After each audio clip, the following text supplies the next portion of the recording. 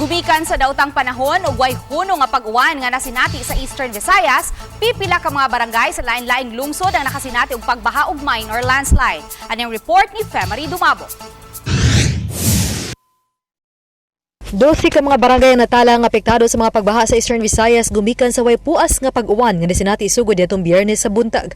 Sa initial report nga nadawat sa Office of the Civil Defense Eastern Visayas, kagahapon sa buntag, nakatala na sila og pagbaha sa 12 ka mga barangay sa Northern ug Eastern Samar. Apektado sa pagbaha ang mga lungsod sa Katarman, Babatngon ug Lope de Vega sa Northern Samar.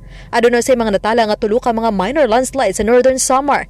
Hinuon nahawanan na kini og mamahimo ng maagian.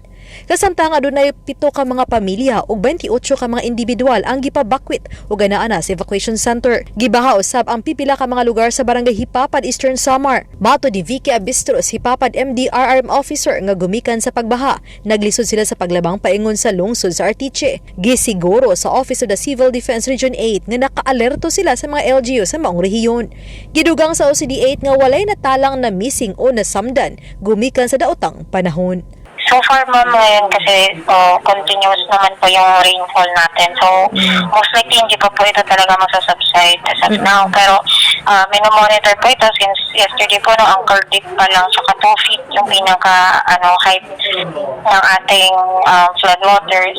Ngayon po, yung atin na lang pong ginagawa is minomonitor natin yung baka po tumaas kasi yung water level or most likely magpa-preemptive evacuation na po ito yung mga LGUs. Oba ni Rod Prado, Femery Dumabok. GMA Regional TV Live.